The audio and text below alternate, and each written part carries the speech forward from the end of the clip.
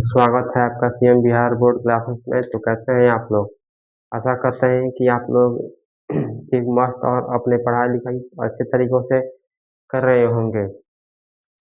तो हम लोग पिछले पिछले दिन हम लोग ने आवेश का वितरण में हम लोग ने पढ़ा था।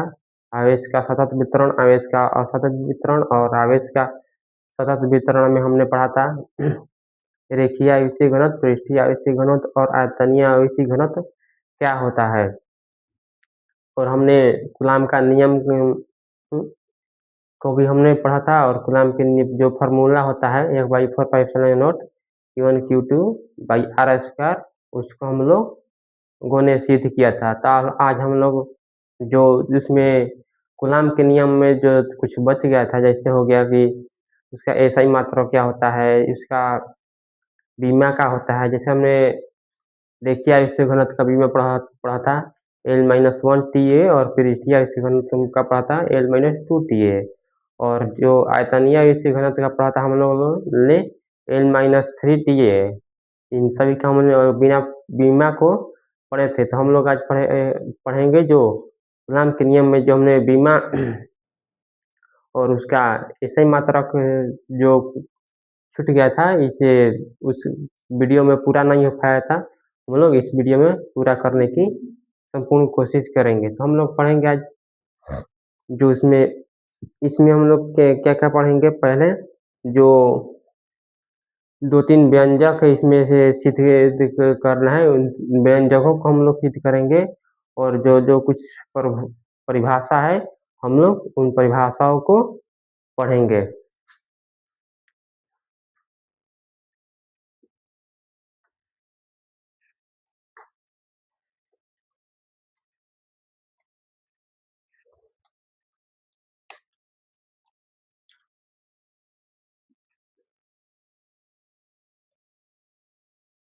हेडिंग दैट इज कूलाम का एसआई मात्रक। कूलाम का एसआई मात्रक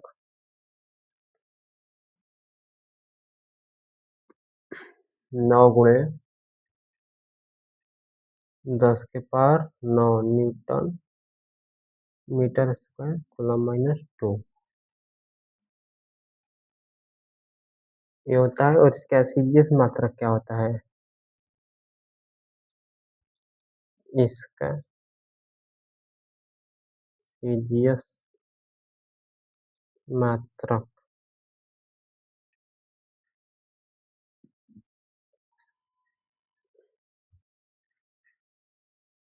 एक, इसको हम लोग कूलाम का हम लोग इसे के भी लिख सकते हैं। इसे के से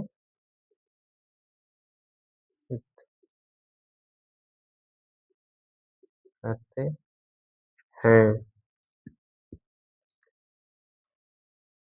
नोट में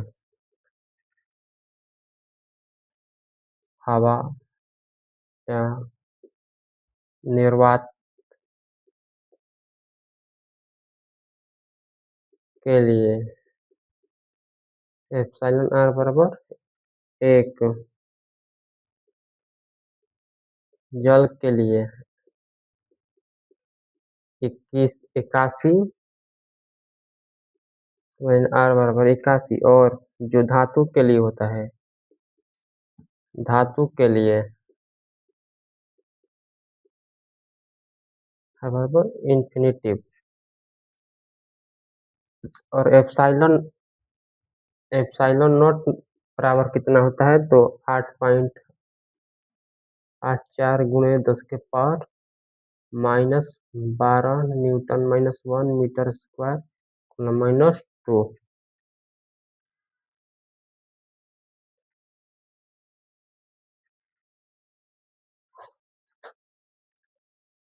अब हम लोग पढ़ेंगे दो आवेशों के बीच लगने वाला सदिश लगने वाला कूलम्बीय बल का सदिश रूप।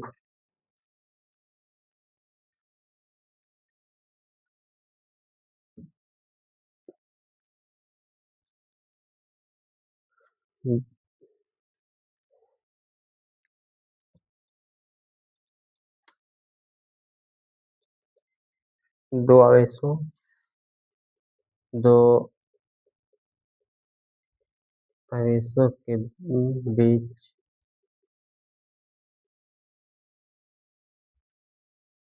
लगने वाला कूलम्बीय बल का सदिश रूप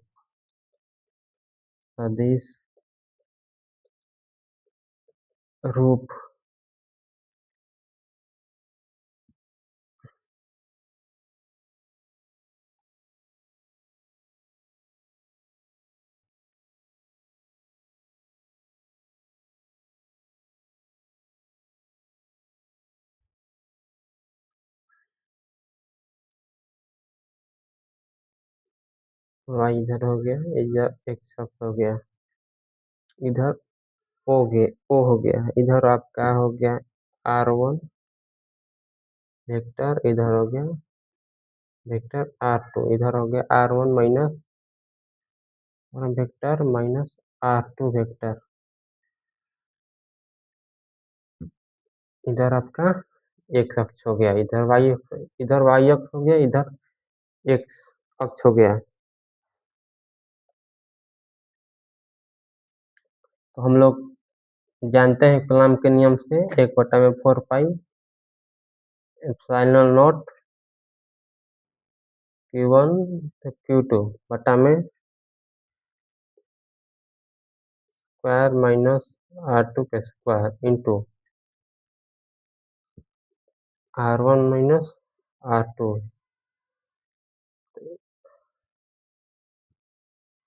यहाँ हम लेते हैं, यहाँ हम लेते हैं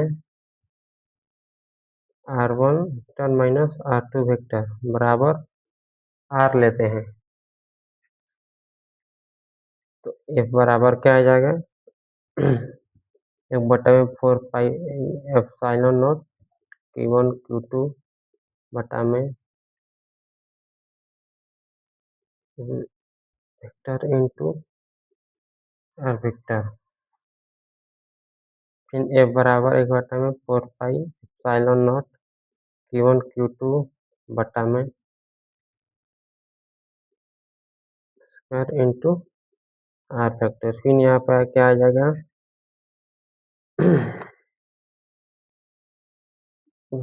4 pi epsilon not Q1 Q2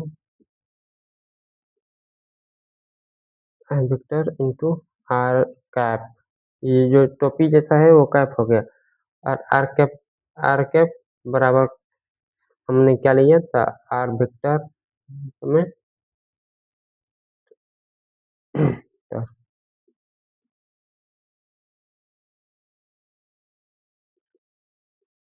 यही आपका सिद्ध हुआ। तो हमने ये R1 माइनस R2 लिया, जैसे कोई भी वेक्टर हम लोग सदिश को वेक्टर ऐसा ही वेक्टर के रूप में हम लोग इसको दर्शाते हैं। और ये जो हमने लिखा ये ऐसा लिखा है, ये कैप हो गया, ऐसे जो लिखा हमने कैप हो गया। हमने कूलम्ब के नियम से ये लिखा F बराबर 1/4 epsilon not Q1 Q2 R1 minus R2 vector into R1 minus R2 vector, ये इसका हो गया और एक दो इसका हो गया, दोनों का हम निकाल देता। हमने R1 माइनस R2 को हमने R मान लिया, तो लिखा है मैंने R1 vector minus R2 vector बराबर R। तो हमने ये जो R1 माइनस R2 की जगह पर R ले लिया, तो ये R हो गया, एक ये R हो गया, एक ये R हो गया। तो 1/4 pi epsilon not Q1 Q2 vector को हम लोग रफ में पोस्ट में से बंद कर देते हैं, तो एक r q into r vector, तो आर से आर कट गया तो क्या होगा स्क्वायर हो गया, तो फिर आर वेक्टर आ गया। यहाँ पर 1/4 pi epsilon not Q1 Q2 बटा में R vector into R cap बराबर निकाल क्या R वेक्टर बटा में R वेक्टर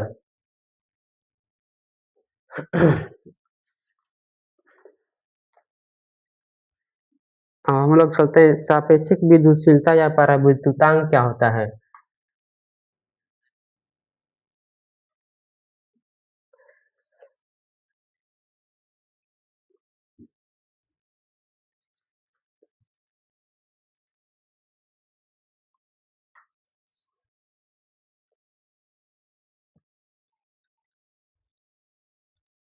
परावैद्युतांक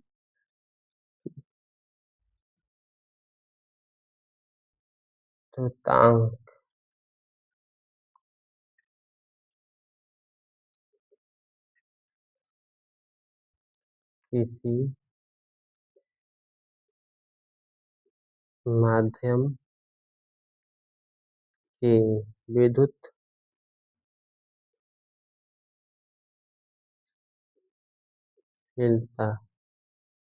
किसी माध्यम की विद्युतशीलता तथा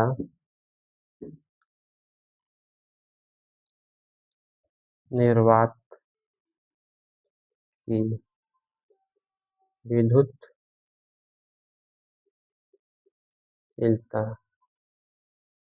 के अनुपात को परावैद्युता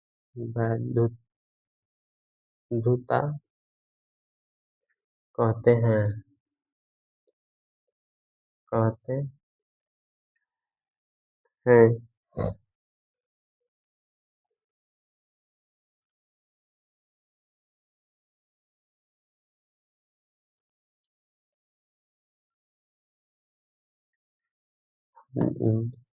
जानते हैं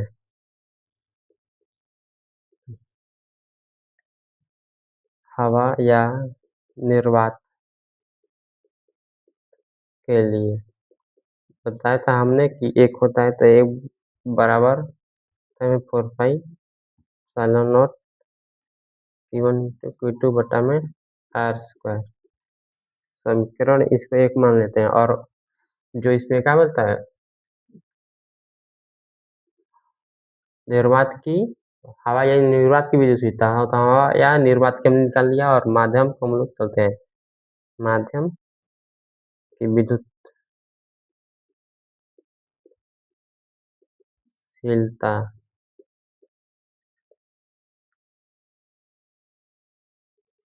Fm बराबर 4 pi epsilon not Q1 Q2 बटा में R square into R square समीकरण 2 हो गया। समीकरण 1 2 से Fm बराबर F इंटू A बटा में R साइन R बराबर F by f M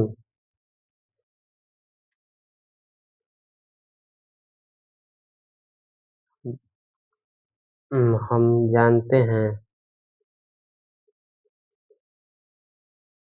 epsilon m बराबर epsilon naught into epsilon r तो एप्सिलॉन आर बराबर epsilon m into epsilon not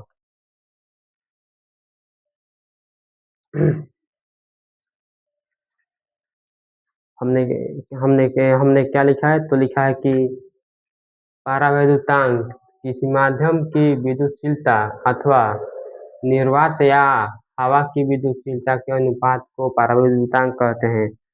मान लीजिए कोई माध्यम हो गया उसका परावैद्युतांक और हवा या निर्वात की विद्युतशीलता के अनुपात को परावैद्युतांक कहते हैं। जैसे मान हम कोई माध्यम हो गया उसमें कुछ ना कुछ अवशेष होगा कुछ ना कुछ अपना कार्य किया होगा तो उसका विद्युतशीलता। और निर्वात में हमने क्या बताया था, हवा या निर्वात के लिए एप्सिलॉन आर का मात्रा कितना होता है, तो 1 होता है। तो किसी माध्यम की विद्युतशीलता अथवा निर्वात की विद्युतशीलता के अनुपात को हम लोग परावैद्युतांक कहते हैं। किसी माध्यम की विद्युतशीलता का कुछ अनुपात आ गया और निर्वात या हवा की विद्युतशीलता के कुछ अनुपात आ गया तो हम लोग परावैद्युतांक कहते हैं। तो हम क्या लिखा है, हवा या निर्वात के लिए ये कूलाम के नियम से आ गया 1/4πε0 Q1 Q2 में R है, तो इसको हम समीकरण 1 ले लेंगे। और माध्यम की विद्युतशीलता के लिए Fm बराबर F बराबर वही है, गुलाब का ही हो गया, M बराबर माध्यम 1/4πε0 Q1 Q2 R² into R²। क्योंकि हमें माध्यम की निकालना है तो समीकरण 2 आ गया। समीकरण 1 और 2 को रखने पर हमने क्या आया, Fm बराबर, ये दोनों सेम है तो इसको हम लोग कितना आ गया, F आ गया 2। Fm बराबर F इंटू ये जो हो गया 1 में R आ गया। और यार जो निर्वात की विद्युतशीलता क्या होता है, 1 होता है। तो Fm ER आ गया और ये जो Fm है, जो F है वो ये ऊपर आ जाएगा, ये जो Fm है वो आपका नीचे आ जाएगा। तो हम जानते हैं जैसे कि एप्सिलॉन M बराबर epsilon naught into epsilon R होता है। तो एप्सिलॉन R बराबर क्या हो गया, Fm बाई एप्सिलॉन नॉट हो गया। अब हम लोग चलते हैं कूलाम के नियम के कुछ महत्व और कूलाम के नियम की सीमाएं को हम लोग जानते हैं कि ये क्या कहता है। तब जैसे हम बोलते हैं इसमें आता है कूलाम के नियम बिंदु आवेश के लिए सत्य है, कूलाम के नियम अल्प दूरी के लिए भी सत्य होता है, तो हम लोग उसको हम लोग लिखते हैं।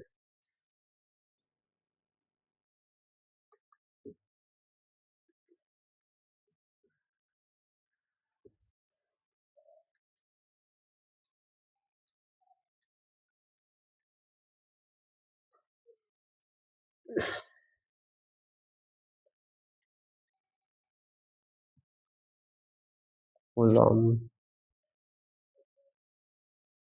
नियम का महत्व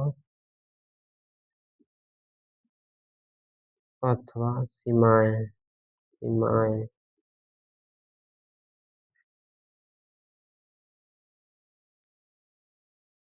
सीमाएं पहला के कूलाम के नियम बिंदु आवेश के लिए सत्य है।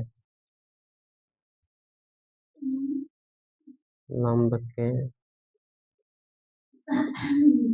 नियम बिंदु आवेश के लिए सत्य है।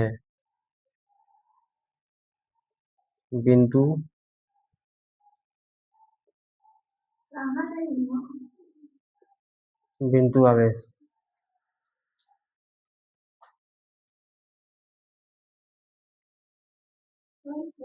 तो हमने लिखा है कूलाम के नियम के महत्वपूर्ण कुछ सीमाएं। और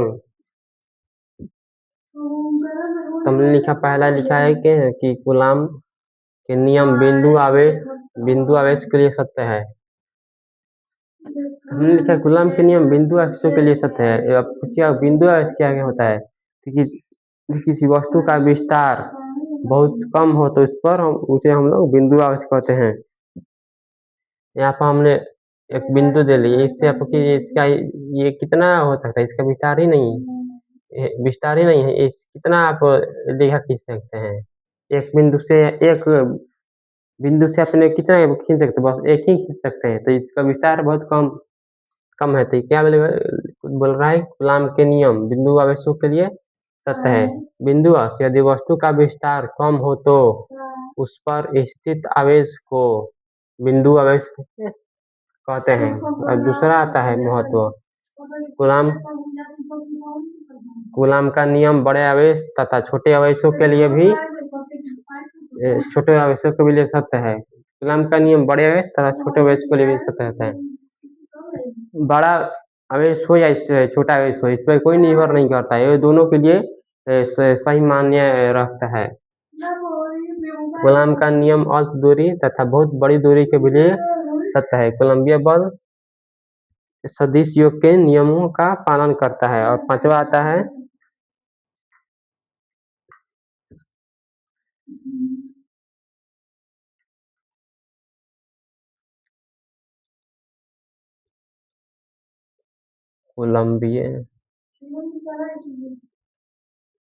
कोलंबिया बल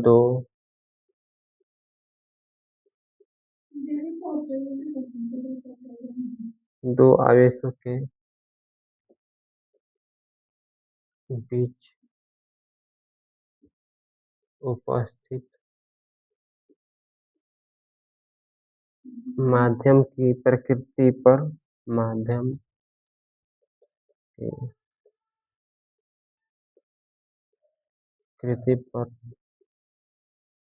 निर्भर करता है।